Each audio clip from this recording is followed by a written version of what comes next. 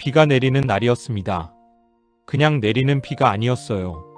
하늘이 무너지는 것처럼 억수같이 쏟아지는 비였습니다. 그리고 그 비 속에 한 노인이 쓰러져 있었습니다. 아무도 멈추지 않았습니다. 사람들은 우산을 쓰고 지나갔고 누군가는 흘낏 쳐다보다가 걸음을 빨리 했습니다. 그 노인은 그렇게 차가운 시멘트 바닥 위에 혼자 누워 있었습니다. 그런데 한 할머니가 멈췄습니다. 72세의 작은 몸으로 그 빗 속에 혼자 우산을 쥐고 서서 그 노인을 내려다보았습니다. 그리고 그 순간 이 할머니는 아직 알지 못했습니다. 그 만남이 자신의 남은 인생을 완전히 바꿔놓을 거라는 것을. 하나님은 때로 이렇게 오십니다. 우리가 전혀 예상하지 못한 방식으로. 마이너스. 그날은 2023년 10월의 어느 목요일이었습니다. 전라북도 전주에 사는 이순임 권사님. 올해 72세. 남편을 먼저 하늘나라로 보내고 혼자 작은 빌라에서 살고 계신 분이었습니다. 아들은 서울에 있고 딸은 미국에 살고 있었습니다. 1년에 한두 번 명절이나 어버이날에나 찾아오는 자식들. 그것도 바쁘다는 핑계로 점점 뜸해지고 있었습니다. 권사님은 외로운 분이셨습니다. 하지만 그 외로움을 입 밖으로 내뱉지 않으셨습니다. 그저 새벽마다 교회에 나가셨고 낡은 성경책을 펼쳐 조용히 읽으셨고 혼자 밥을 차려 드셨습니다. 그렇게 하루하루를 살아가고 계셨습니다. 그날도 권사님은 교회에서 새벽 기도를 마치고 돌아오는 길이었습니다. 버스터미널 앞 정류장에서 버스를 기다리고 있었는데 갑자기 하늘이 어두워지더니 비가 쏟아지기 시작했습니다. 우산이 있었습니다. 다행히 작은 우산 하나를 가방 속에 넣어두셨거든요. 권사님은 우산을 펼치고 버스를 기다리셨습니다. 그런데 터미널 입구 옆 지붕도 없는 계단 아래에 뭔가 웅크리고 있는 것이 눈에 들어왔습니다. 처음엔 짐 보따리인 줄 알았습니다. 그런데 자세히 보니 사람이었습니다. 낡은 점퍼를 걸친 노인이었습니다. 꼬질꼬질한 옷, 헝클어진 흰머리, 신발도 제대로 신지 못한 발. 비를 맞으며 그냥 쓰러져 있었습니다. 의식이 있는지 없는지조차 알 수 없었습니다. 권사님은 잠시 멈추셨습니다. 경찰에 신고해야 하나? 119에 전화해야 하나? 아니면 그냥 가야 하나? 머릿속에서 여러 생각이 스쳐 지나갔습니다. 그런데 발이 떨어지지 않았습니다. 권사님은 천천히 그 노인 쪽으로 걸어가셨습니다. 쪼그려 앉아서 노인의 얼굴을 들여다보셨습니다. 얼굴이 파랗게 질려 있었습니다. 입술이 떨리고 있었습니다. 이마를 만져보니 차갑다 못해 얼음장 같았습니다. 권사님은 노인의 어깨를 살짝 흔들었습니다. 어르신 괜찮으세요? 정신 차려보세요. 노인이 희미하게 눈을 떴습니다. 눈이 마주쳤습니다. 흐릿하고 텅 비어있는 눈이었습니다. 오래 굶은 사람의 눈이었습니다. 오래 혼자였던 사람의 눈이었습니다. 권사님은 그 눈을 보는 순간 가슴이 먹먹해지셨습니다. 이 사람 언제부터 이러고 있었던 걸까? 아무도 모르고 아무도 보살피지 않고. 권사님은 핸드폰을 꺼내 119에 전화를 하셨습니다. 구급대원이 오기를 기다리는 동안 권사님은 그 자리에 쭈그려 앉아서 자신의 우산을 노인 위로 기울이셨습니다. 빗물이 권사님 쪽으로 쏟아졌습니다. 오른쪽 어깨와 등이 순식간에 흠뻑 젖었습니다. 그래도 움직이지 않으셨습니다. 구급대원들이 도착했을 때 노인의 상태는 심각했습니다. 저혈당에 저체온증까지. 당장 병원으로 가야 한다고 했습니다. 그런데 구급대원이 이렇게 말하는 거였습니다. 보호자가 없으시면 병원에서 처리가 어렵습니다. 혹시 아시는 분이세요? 권사님은 고개를 저으셨습니다. 아니요. 모르는 분이에요. 그러면 신원을 확인한 후에 절차가 필요한데 당장 오늘 밤은 처리가 어렵습니다. 권사님은 잠시 생각하셨습니다. 그리고 이렇게 말씀하셨습니다. 제가 보호자로 있어도 되겠습니까? 구급대원이 당황한 표정으로 권사님을 쳐다보았습니다. 모르시는 분이라고 하셨는데요. 그래도 지금 당장은 제가 책임지겠습니다. 어서 병원으로 가시지요. 바로 그날부터였습니다. 권사님의 삶이 조용히 하지만 돌이킬 수 없는 방향으로 바뀌기 시작한 것이 마이너스. 병원에서 사흘을 보냈습니다. 노인은 서서히 의식을 회복했습니다. 링거를 맞고 따뜻한 담요를 덮고 처음으로 제대로 된 밥을 먹었습니다. 권사님은 매일 병원에 오셨습니다. 죽을 사다 드리기도 하고 따뜻한 국물을 담아 오시기도 했습니다. 노인은 처음엔 말이 없었습니다. 그저 권사님이 오면 눈만 끔벅끔벅 뜨고 밥을 내밀면 받아먹고 또 눈을 감았습니다. 사흘째 되던 날 노인이 처음으로 입을 열었습니다. 왜 이러십니까? 목소리가 쉬고 거칠었습니다. 오래 말을 안 한 사람의 목소리였습니다. 권사님은 빙그레 웃으셨습니다. 사람이 쓰러져 있는데 그냥 지나치면 안 되지요. 나 같은 사람은 그냥 내버려 두면 됩니다. 권사님은 그 말에 가슴이 쿵 내려앉으셨습니다. 나 같은 사람. 그 말 속에 얼마나 많은 세월이 담겨 있을까요? 어르신 조남이 어떻게 되세요? 노인은 잠시 침묵했습니다. 박만수. 어디 사셨어요? 또 침묵이 흘렀습니다. 여기저기. 그게 전부였습니다. 고향도 가족도 나이도 말하지 않았습니다. 그저 박만수. 그것만 알려주었습니다. 의사 선생님이 권사님을 복도로 불러내서 이야기했습니다. 어르신이 이제 회복은 됐는데요. 지금 당장 퇴원하시면 다시 위험할 수 있어요. 좀 더 따뜻한 곳에서 쉬셔야 하는데 갈 곳이 없으신 것 같아서요. 권사님은 그날 밤 집에 돌아와서 오래 기도하셨습니다. 낡은 성경책을 펼쳐놓고 무릎을 꿇고 한참을 말없이 앉아 계셨습니다. 하나님, 어떻게 해야 합니까? 이 사람을 어찌해야 합니까? 아무 소리도 들리지 않았습니다. 창밖에는 여전히 비가 내리고 있었습니다. 그런데 권사님의 마음속에서 아주 조용하고 선명한 목소리 같은 것이 일어났습니다. 내가 해라. 권사님은 눈을 뜨셨습니다. 그리고 다음날 아침 병원으로 가셔서 의사 선생님께 말씀하셨습니다. 제가 퇴원 후에 모시겠습니다. 잠깐 제 집에서 지내셔도 되겠느냐고 여쭤볼게요. 병실에 들어가서 노인에게 이 이야기를 꺼냈습니다. 노인은 한참 동안 말이 없었습니다. 그러다가 눈을 찡그리며 말했습니다. 미치셨습니까? 모르는 사람을 집에 들이다니. 권사님은 웃으셨습니다. 어르신, 저 혼자 사는 사람이에요. 빈방 하나 있어요. 일단 몸이 회복될 때까지만요. 노인은 고개를 돌렸습니다. 창밖을 바라보았습니다. 눈가가 붉어지는 것 같았습니다. 한참 후에 노인이 말했습니다. 신세 많이 지겠습니다. 그렇게 박만수 어르신이 권사님의 집에 오게 되었습니다. 마이너스. 처음 며칠은 어색했습니다. 권사님은 아침마다 밥을 차리셨습니다. 된장찌개, 김치, 계란찜. 소박하지만 따뜻한 밥상이었습니다. 노인은 처음엔 방에서 나오지도 않았습니다. 밥을 가져다 드리면 겨우 받아먹고 또 방에 들어가 누워 있었습니다. 냄새가 많이 났습니다. 오랫동안 씻지 못한 분이었으니까요. 권사님은 내색하지 않으셨습니다. 어르신, 목욕 한번 하시겠어요? 옷도 준비해뒀어요. 남편이 돌아가시면서 남긴 옷가지들이 아직 옷장에 있었습니다. 버리지 못하고 그냥 두었던 것들. 그걸 꺼내어 내놓으셨습니다. 노인은 목욕을 하고 나서 깨끗한 옷으로 갈아입고 거실로 나왔습니다. 그 모습을 보니 권사님은 가슴이 좀 이상했습니다. 왠지 모르게 낯설지 않은 느낌이었습니다. 이상하다. 처음 보는 분인데 왜 이렇게 낯설지 않을까? 그냥 지나가는 생각이라고 여겼습니다. 비슷한 또래의 노인이라서 그런 거겠지 하고 넘겼습니다. 하지만 그 이상한 느낌은 시간이 지날수록 점점 더 짙어졌습니다. 마이너스. 일주일이 지났습니다. 노인의 몸은 많이 회복되었습니다. 밥도 잘 드시고 거실에도 자주 나오셨습니다. 권사님이 TV를 틀어놓으면 옆에 앉아서 같이 보시기도 했습니다. 권사님은 그동안 노인의 이야기를 조금씩 들으셨습니다. 일부러 캐묻지는 않으셨습니다.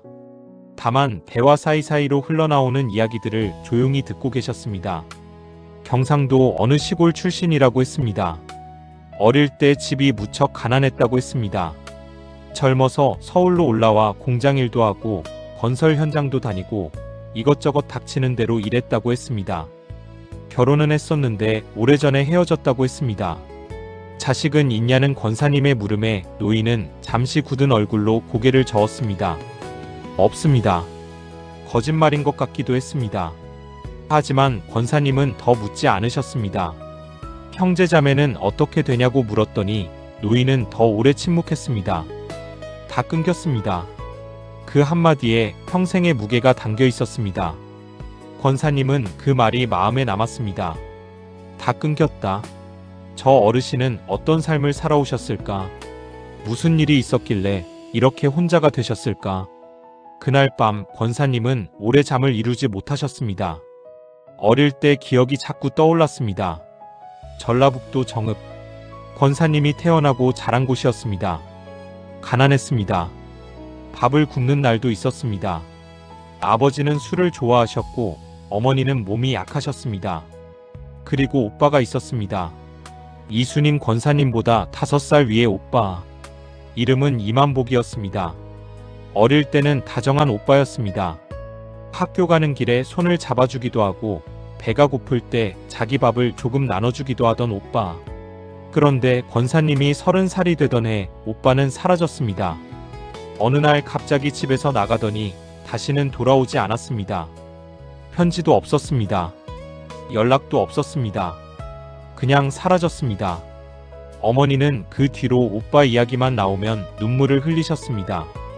돌아가시는 날까지 오빠를 기다리셨습니다.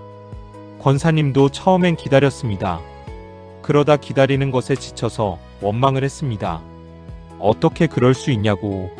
어머니도 있는데 나도 있는데 어떻게 한마디 없이 떠날 수 있냐고. 그 원망이 40년 넘게 마음속에 쌓여 있었습니다. 이제는 원망조차 사라지고 그냥 가끔씩 이런 생각을 하셨습니다. 오빠는 살아있을까? 어디선가 잘 살고 있을까? 그 생각을 하다가 권사님은 새벽이 되어서야 겨우 눈을 감으셨습니다. 마이너스. 어느 날 아침이었습니다. 권사님이 새벽 기도를 다녀오셔서 아침밥을 준비하고 있는데 노인이 거실에 나와 앉아 있었습니다. TV도 켜지 않고 그냥 창밖을 바라보고 있었습니다. 어르신 일어나셨어요? 밥 금방 나와요. 노인은 대답하지 않았습니다.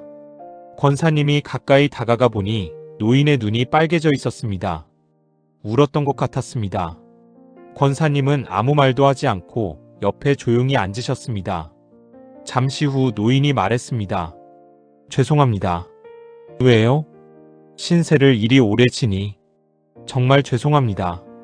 내가 이런 대접 받을 자격이 없는 사람인데. 권사님은 조용히 말씀하셨습니다. 자격이 어디 있어요, 어르신. 사람이 사람 도와주는 게 당연한 거지. 노인은 고개를 숙였습니다. 나는요. 나는 죄를 많이 지은 사람입니다. 정말 많이. 권사님은 그 말이 무슨 뜻인지 여쭤보지 않으셨습니다. 그냥 말없이 앉아 계셨습니다. 그러다가 아무 생각 없이 이런 말이 나왔습니다. 어르신 혹시 가족 중에 누가 제일 보고 싶으세요? 노인이 천천히 고개를 들었습니다. 그리고 눈을 감으셨습니다. 오랫동안 침묵이 흘렀습니다. 여동생. 권사님은 심장이 이상하게 두근거렸습니다. 여동생이 있으셨어요? 네. 하나 있었습니다. 지금은요? 모르지요. 연락을 끊었으니까. 내가 끊었으니까. 권사님은 아무 말도 하지 못했습니다. 왜인지 모르게 손이 떨렸습니다. 마이너스. 며칠 후였습니다. 권사님이 창고 청소를 하다가 오래된 상자 하나를 발견하셨습니다. 먼지가 잔뜩 쌓인 낡은 종이 상자. 이사할 때마다 그냥 따라왔던 것들. 열어보니 어린 시절 사진들이 들어있었습니다. 흑백 사진들이었습니다. 아버지 사진, 어머니 사진, 그리고 어릴 때 남매가 찍은 사진들. 권사님은 그 사진들을 하나하나 꺼내보셨습니다. 그런데 손이 멈췄습니다. 사진 한 장 앞에서 어린 오빠의 사진이었습니다. 아마 초등학교 때쯤 찍은 사진. 하얀 와이셔츠를 입고 카메라를 향해 어색하게 웃고 있는 모습. 권사님은 그 사진을 들고 오래 바라보셨습니다. 그러다가 갑자기 가슴이 쿵 내려앉는 것 같은 느낌이 들었습니다. 사진 속 오빠의 눈. 그 눈이 어디선가 본 것 같은 눈이었습니다. 아니, 분명히 봤습니다. 최근에. 권사님은 천천히 일어나셨습니다. 손이 떨렸습니다. 거실로 나오니 노인이 창가에 앉아 있었습니다. 햇살이 노인의 옆얼굴에 비치고 있었습니다. 권사님은 그 옆얼굴을 바라보았습니다. 그리고 다시 사진을 내려다보았습니다. 심장이 빠르게 뛰기 시작했습니다. 아니겠지. 말도 안 되는 소리다. 그럴 리가 없다. 권사님은 스스로를 다독이셨습니다. 하지만 그날 이후부터 뭔가 심상치 않은 기운이 권사님의 마음속에서 지워지지 않았습니다. 이상한 건 또 있었습니다. 노인이 가끔 내뱉는 단어들. 사투리의 억양. 웃을 때 눈 주위에 생기는 주름의 모양. 생각하면 할수록 무언가가 맞아 들어가는 것 같은 느낌이었습니다. 하지만 권사님은 스스로를 계속 다그치셨습니다. 이런 생각하면 안 돼. 40년이 지났는데 사람이 얼마나 변하는데. 그냥 비슷하게 생긴 어르신이겠지. 그렇게 며칠을 참으셨습니다. 마이너스. 전환점은 생각지도 못한 데서 왔습니다. 어느 저녁 권사님이 찬송가를 흥얼거리며 설거지를 하고 있었습니다. 찬송가 305장. 나 같은 죄인 살리신. 오래된 찬송가였습니다. 권사님이 젊은 시절부터 좋아하던 곡이었습니다. 그런데 거실에서 이상한 소리가 들렸습니다. 권사님이 고개를 돌려보니 노인이 눈을 감고 무언가를 중얼거리고 있었습니다. 가까이 다가가니 노인도 같은 찬송가를 흥얼거리고 있었습니다. 나 같은 죄인 살리신 주 은혜 놀라워. 권사님은 그 자리에서 굳었습니다. 노인은 눈을 뜨지 않은 채 계속 노래를 불렀습니다. 목소리가 떨렸습니다. 눈에서 눈물이 흘렀습니다. 권사님은 조용히 물으셨습니다. 어르신, 신앙이 있으세요? 노인이 눈을 떴습니다. 오래전에는 있었습니다. 어렸을 때요? 네. 어머니가 교회를 다니셨거든요. 어릴 때 함께 다녔습니다. 그 뒤로는 못 갔지만. 권사님의 가슴이 다시 두근거렸습니다. 어머니가 교회를 다니셨어요? 어디서요? 정읍시내 작은 교회였습니다. 이름은 기억이 안 나네요. 권사님의 발이 굳었습니다. 정읍이라고 했습니다. 권사님이 태어난 곳, 자란 곳, 오빠와 함께 어머니 손을 잡고 교회를 다니던 곳. 어르신, 정읍 어디셨어요? 노인이 권사님을 쳐다보았습니다. 북면 쪽이었는데요. 왜요? 권사님은 대답하지 못했습니다. 다리가 떨렸습니다. 천천히 방으로 들어가셔서 아까 꺼내두었던 사진을 집어드셨습니다. 그리고 나오셔서 노인 앞에 서셨습니다. 심장이 너무 빠르게 뛰어서 숨이 차는 것 같았습니다. 어르신, 혹시 이 사진 아세요? 노인이 사진을 받아들었습니다. 처음엔 그냥 보는 것 같았습니다. 그런데 노인의 손이 천천히 떨리기 시작했습니다. 눈이 커졌습니다. 입술이 파르르 떨렸습니다. 노인은 오랫동안 말을 하지 못했습니다. 그러다가 아주 작은 목소리로 이게 어디서 난 겁니까? 저희 어머니가 남기신 사진이에요. 노인이 권사님을 올려다보았습니다. 어머니 성함이 어떻게 되시죠? 박복순이요. 노인의 눈에서 눈물이 주르르 흘렀습니다. 아버지는요? 이태수 씨. 노인이 사진을 두 손으로 꼭 쥐었습니다. 온몸이 떨렸습니다. 당신이 수님이요? 권사님은 숨이 멎는 것 같았습니다. 오빠. 그 한마디가 아주 가늘고 떨리는 목소리로 나왔습니다. 노인의 입술이 떨렸습니다. 두 눈에서 눈물이 계속 흘렀습니다. 만복이 오빠예요? 방 안이 조용해졌습니다. 아무 소리도 없었습니다. 그저 두 노인의 떨리는 숨소리만 들렸습니다. 40년이었습니다. 40년 만의 만남이었습니다. 하나님은 이렇게 두 남매를 다시 만나게 하셨습니다. 비 오는 날 버스터미널 앞 아무도 멈추지 않던 그 자리에서 마이너스. 그날 밤 두 사람은 오래 울었습니다. 말이 없었습니다. 그냥 울었습니다. 권사님이 먼저 말을 꺼내셨습니다. 오빠, 왜 그랬어요? 왜 연락도 없이 사라진 거예요? 어머니가 얼마나 기다리셨는지 알아요? 오빠, 그러니까 이만복 어르신이 고개를 숙였습니다. 미안하다.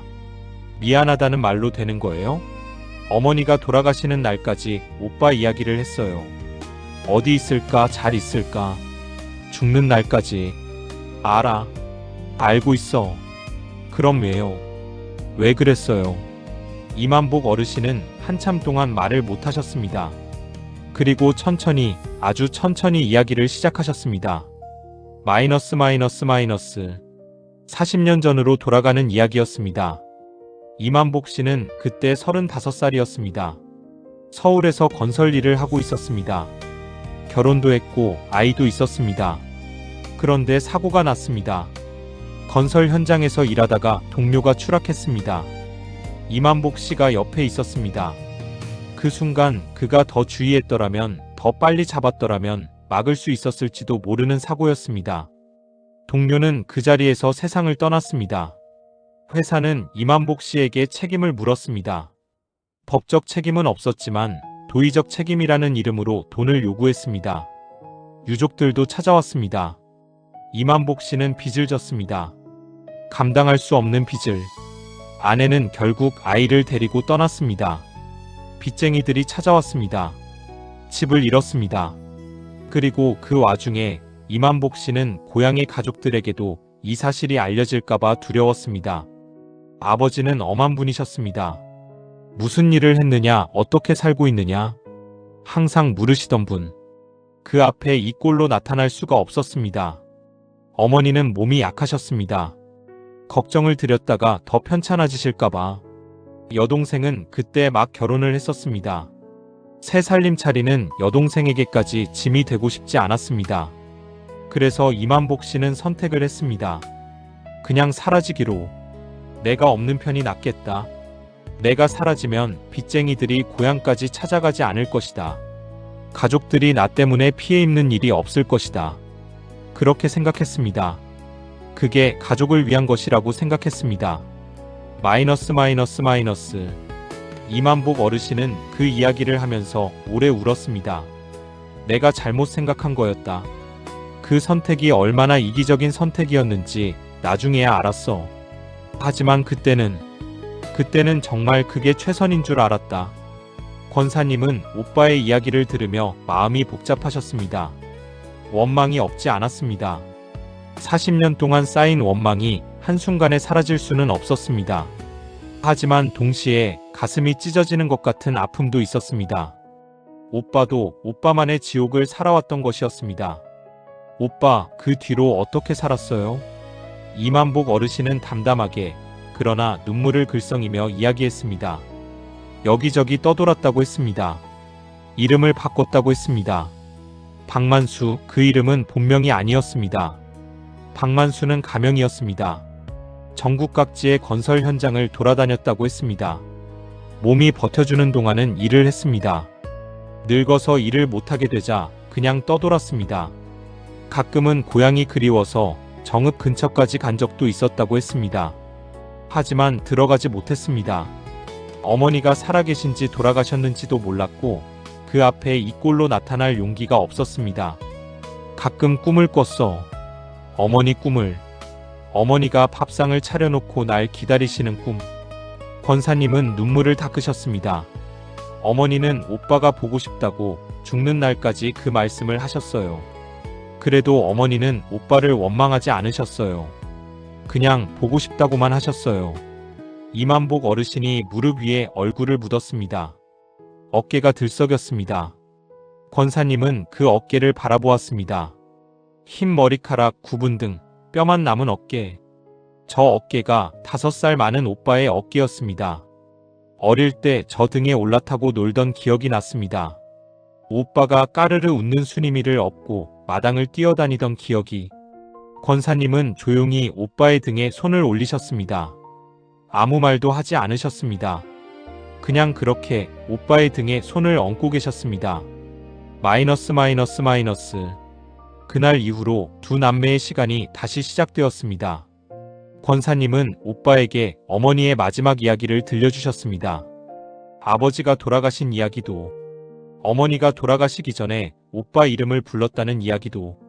이만복 어르신은 그 이야기들을 들으면서 매번 눈물을 흘리셨습니다.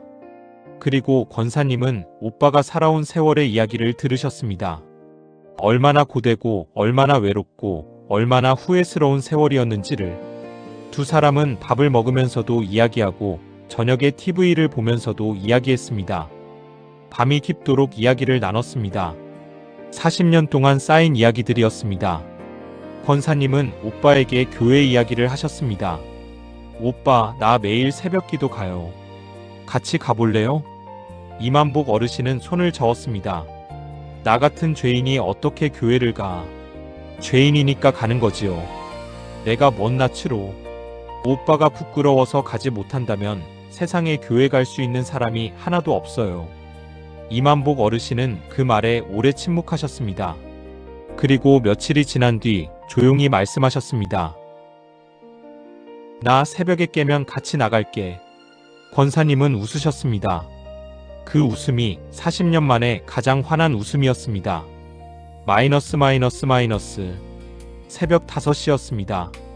두 남매는 나란히 걸어서 교회를 향했습니다. 아직 하늘이 어두운 시간이었습니다. 거리는 한산했습니다. 바람이 차가웠습니다. 이만복 어르신은 걸으면서 아무 말도 하지 않으셨습니다.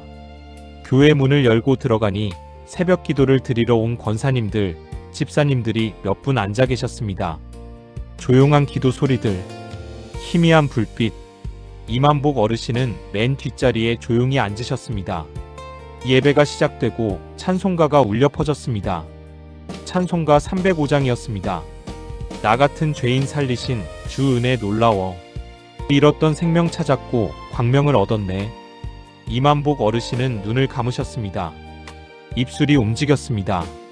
소리 없이 그 가사를 따라 부르셨습니다. 나중에 권사님이 옆에서 살짝 손을 내밀었습니다. 이만복 어르신이 그 손을 꼭 쥐었습니다. 두 손이 떨리고 있었습니다. 그것은 40년 만의 화해였습니다. 마이너스. 그로부터 2달이 지났습니다. 이만복 어르신의 건강이 다시 나빠지기 시작했습니다. 처음에는 기침이었습니다. 그 다음에는 밥을 못 드셨습니다. 그리고 몸을 가누기 어려워지셨습니다. 병원에 가보니 이미 오래전부터 몸이 망가져 있었습니다. 수십 년간 제대로 먹지도 못하고 추운 데서 자고 몸을 혹사한 결과였습니다. 간도 좋지 않았고 신장도 약해져 있었습니다. 의사 선생님이 조심스럽게 말했습니다. 많이 위중하십니다. 입원을 하셔야 할 것 같습니다. 권사님은 그 말을 듣는 순간 다리에 힘이 빠지는 것 같았습니다. 이제 겨우 다시 만났는데, 이제 겨우 40년의 거리가 좁혀지기 시작했는데, 하지만 권사님은 무너지지 않으셨습니다. 단단하게 마음을 잡으셨습니다. 하나님이 이 만남을 허락하셨다면 하나님이 이 시간도 인도하실 것이다. 이만복 어르신은 입원을 했습니다. 권사님은 매일 병원에 오셨습니다. 새벽 기도를 마치고 아침을 차려서 병원으로 오셨습니다. 점심에도 오셨습니다. 저녁에도 오셨습니다. 아들에게도 연락했습니다. 아들아, 나 오빠 찾았다. 외삼촌이 생긴 거야. 아들이 깜짝 놀라서 서울에서 내려왔습니다. 딸도 미국에서 연락이 왔습니다. 오랫동안 멀어져 있던 가족들이 이 신기한 재회를 계기로 다시 모이기 시작했습니다. 이만복 어르신은 병실에서 조카들을 만나면서 처음으로 제대로 웃으셨습니다. 이렇게 예쁜 조카들이 있었구먼. 아들이 이만복 어르신의 손을 잡고 말했습니다. 외삼촌, 저희가 있잖아요. 이제 혼자 아니에요. 이만복 어르신은 그 말에 고개를 돌리고 눈물을 흘리셨습니다. 마이너스. 날이 갈수록 어르신의 상태는 좋아지지 않았습니다. 권사님은 그것을 알고 있었습니다. 하지만 아는 것과 받아들이는 것은 다른 일이었습니다. 어느 날 밤 권사님이 병실에 혼자 앉아 계셨습니다. 이만복 어르신은 주무시고 있었습니다. 권사님은 낡은 성경책을 펼치셨습니다. 시편 23편. 여호와는 나의 목자시니 내게 부족함이 없으리로다. 권사님은 그 구절을 읽다가 눈물이 나셨습니다. 하나님, 이 만남이 너무 늦은 건 아닌가요? 더 일찍 만나게 해주시지. 오빠가 저렇게 힘들게 살지 않아도 되게 해주시지. 그런데 마음속 어딘가에서 조용한 위로가 왔습니다. 늦지 않았다. 지금이 딱 맞는 때다. 권사님은 성경책을 가슴에 꼭 안으셨습니다. 이 만남이 하나님의 계획이었다면 이 이별도 하나님의 계획 안에 있을 것이었습니다. 그것을 믿기로 했습니다. 마이너스. 어느 맑은 오후였습니다. 이만복 어르신이 기운이 좀 있는 날이었습니다. 두 남매는 병실 창가에 나란히 앉았습니다. 창밖으로 햇살이 쏟아졌습니다. 이만복 어르신이 말씀하셨습니다. 순임아. 왜요, 오빠? 나 한 가지 물어봐도 되냐? 물어봐요. 잠시 침묵이 흘렀습니다. 너, 나 용서할 수 있겠냐? 권사님은 그 말에 한동안 말을 못했습니다. 용서. 40년 동안 한 번도 제대로 생각해 본 적이 없는 단어였습니다. 원망은 했습니다. 기다렸습니다. 잊으려 했습니다. 포기했습니다. 그리고 또 그리워했습니다. 하지만 용서라는 단어를 꺼낸 적은 없었습니다. 권사님은 오빠의 손을 잡으셨습니다. 그 손이 얼마나 거칠었는지요. 수십 년의 노동이 새겨진 손이었습니다. 상처가 겹겹이 쌓인 손이었습니다. 오빠. 응. 나는 오빠가 왜 그랬는지 다 이해해요. 이제는 다 알아요. 그때 오빠가 얼마나 무서웠는지, 얼마나 혼자였는지. 그래도 잘못한 거야. 잘못된 선택이었어. 그래요. 잘못된 선택이었어요. 하지만 오빠가 그 잘못 때문에 평생을 벌받으며 살아왔잖아요. 오빠 자신이 이미 오빠를 가장 많이 벌했어요. 이만복 어르신은 눈물을 흘렸습니다. 그래도 어머니한테, 수님이한테 너무 미안해서. 오빠. 응. 용서할게요. 그 한마디였습니다. 이만복 어르신이 눈을 감았습니다. 눈에서 눈물이 흘렀습니다. 손이 떨렸습니다. 고맙다. 순임아. 정말 고맙다. 창밖에 햇살이 내리쬐었습니다. 두 남매는 손을 잡은 채로 오래 있었습니다. 아무 말도 필요하지 않았습니다. 마이너스. 이만복 어르신이 세상을 떠나신 건 그로부터 3주 후였습니다. 그날도 권사님은 병원에 계셨습니다. 아들도 왔습니다. 딸도 화상통화로 연결이 되어 있었습니다. 이만복 어르신은 의식이 가물가물한 상태였습니다. 그런데 잠시 눈을 뜨셨습니다. 권사님의 얼굴을 바라보셨습니다. 그리고 아주 낮은 목소리로 마지막으로 이렇게 말씀하셨습니다. 순임아, 고마워. 나를 사람처럼 살다 가게 해줘서. 그것이 마지막이었습니다. 이만복 어르신은 그렇게 눈을 감으셨습니다. 권사님은 오빠의 손을 오래 붙들고 계셨습니다. 창밖으로 가을 햇살이 내리쬐고 있었습니다. 기도가 저절로 나왔습니다. 하나님 감사합니다. 이 만남을 허락해 주셔서 감사합니다.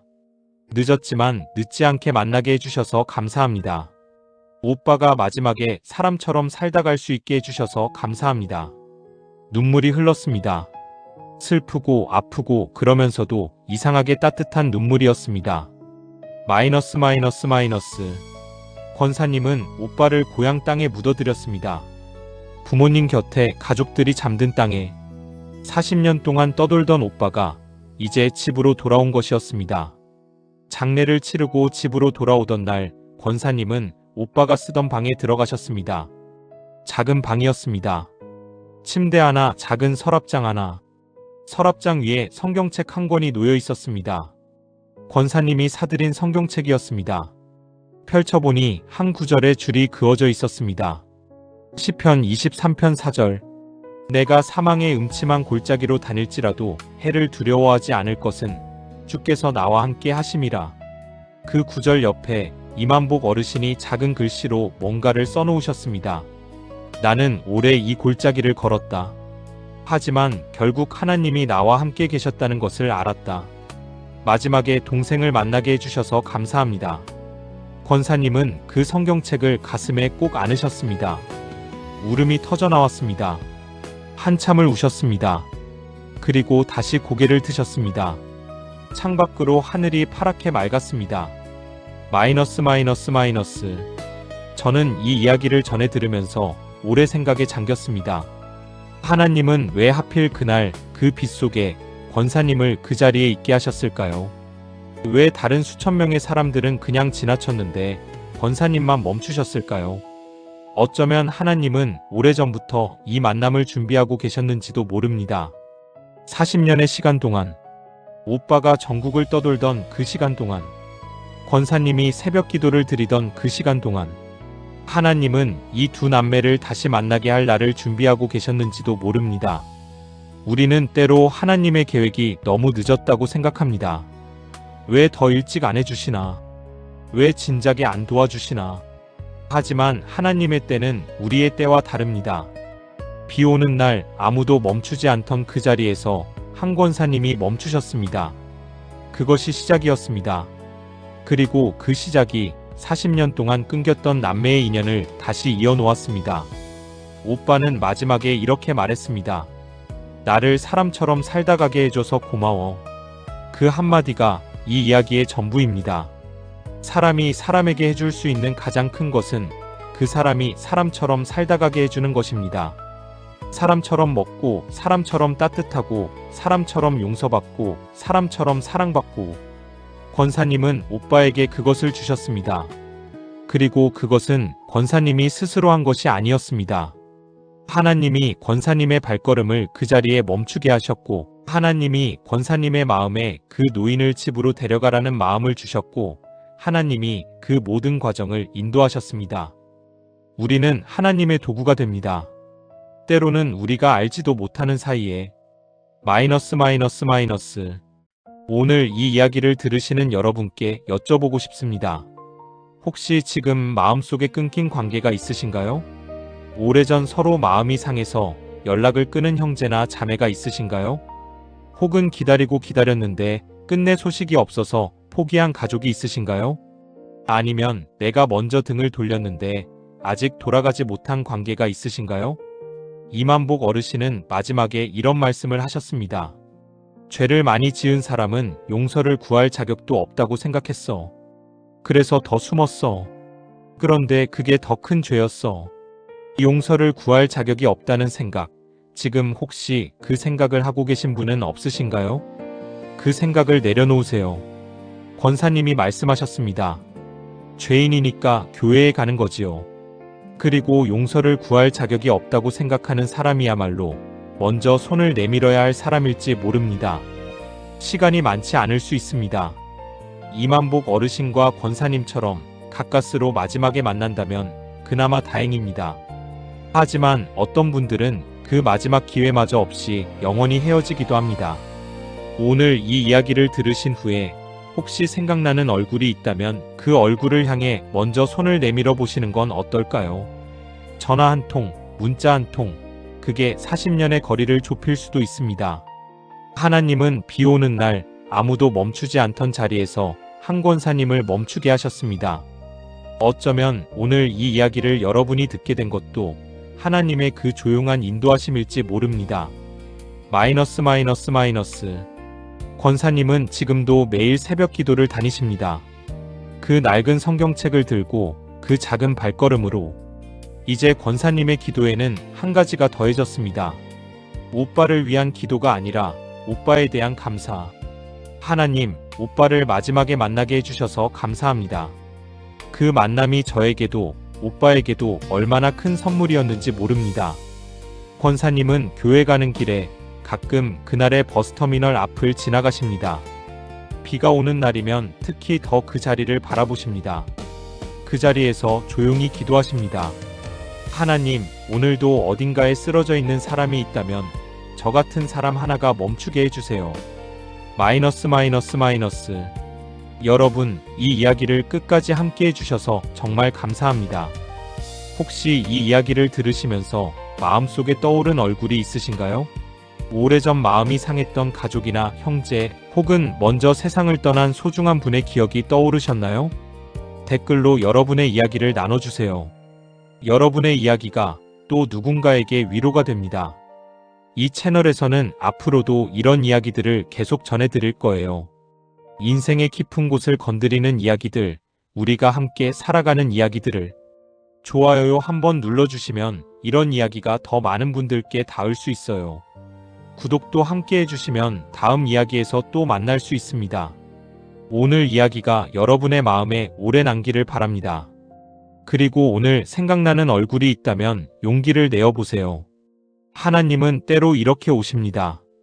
우리가 전혀 예상하지 못한 방식으로. 감사합니다.